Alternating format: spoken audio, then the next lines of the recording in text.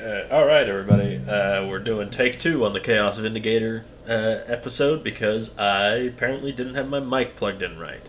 I'm Spoons Rattling, and welcome to another video where today we are doing a rules review, of course, on the Chaos Vindicator.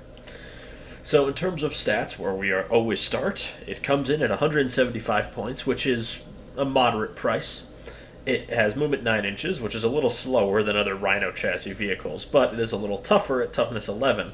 It also has a 2+ save, which is better than standard, and 11 wounds, which is average. It has leadership 6+, and OC3, relatively standard for a medium battle vehicle. In terms of ranged weapons, you can take either a combi bolter or combi weapon. The combi bolter is, of course, rapid fire 2, 24-inch range, 2 attacks, ballistic skill 3+, strength 4, AP 0, and damage 1.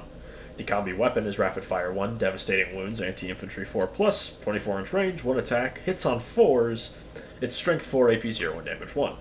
Then, of course, the main event is its center line Demolisher Cannon, which has Blast at 24-inch range with D6 plus 3 shots, ballistic skill 3+, strength 14, AP 3, and damage D6. You can also equip this model with a Havoc Launcher, which is Blast at 48-inch range, D6 attacks, and ballistic skill 3+, strength 5, AP 0, and damage 1. My recommended loadout for this would be, of course, the Combi Bolter, the Havoc Launcher, and the Demolisher Cannon. The Combi Bolter and the Havoc Launcher complement each other well as anti-infantry, and the Demolisher Cannon is, of course, a extremely effective general-purpose weapon, having strength enough to wound anything on the game on 3s at worst, as well as having very big damage potential with its damage D6. The Blast, plus its D6 plus 3 attacks characteristics, means it's very effective against both infantry and heavy targets. It will never be wanting for more shots for the most part, because whatever it's shooting at, it should have an adequate amount of shots to deal with it. And of course, with damage D6, while it can roll low, it can also roll high, which is of course very helpful for taking out big targets way above this thing's points cost, helping it punch above its weight. Its 2+ save and 11 wounds does mean it is quite durable, and of course loves being in cover, or if you're in a detachment that has a -1 AP from incoming attacks.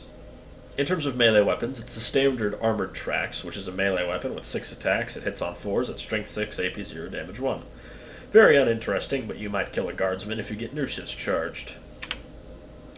The Vindicator's ability is a very simple but very effective one that is perfect for a frontline vehicle like itself, and helps with something that the Vindicator has historically struggled with.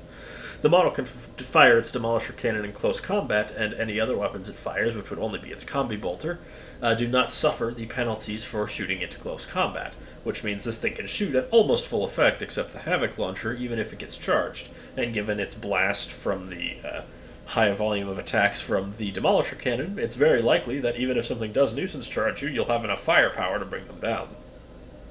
It means that the Demolisher is perfectly content standing on the front line, and occasionally it may not even be worth trying to nuisance charge with a Horde, because they very much could just die on the very next turn, and have achieved nothing. But of course, that is still a very case-by-case deal. In terms of buffs, as with any vehicle, it enjoys the Warpsmith, which gives it +1 to hit, as well as healing it. And then the Warp Pack, which is the detachment based around vehicles. It can get +1 to wound with its Demolisher Cannon, which turns it from extremely general purpose to extreme death dealer to pretty much everything in the game, wounding them on 2s. The only thing that wouldn't be would be, for example, a Titan. But even then, it would still be wounding most of them on 3s. Its Demolisher Cannon appreciates any buffs that it can get, but of course, I think the Demolisher's greatest strength is its own datasheet strength. It is powerful and durable enough to really succeed anywhere.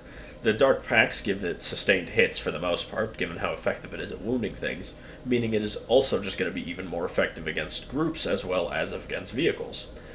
And of course, if you can buff it, that's appreciated, but I think a trio of 3 Vindicators, is a fine addition to any army. They can act as a very tough, muscled frontline with very powerful cannons, and if you focus fire on something with even 2 of them, there's a very high chance that it will be dead by the time the shooting phase is over.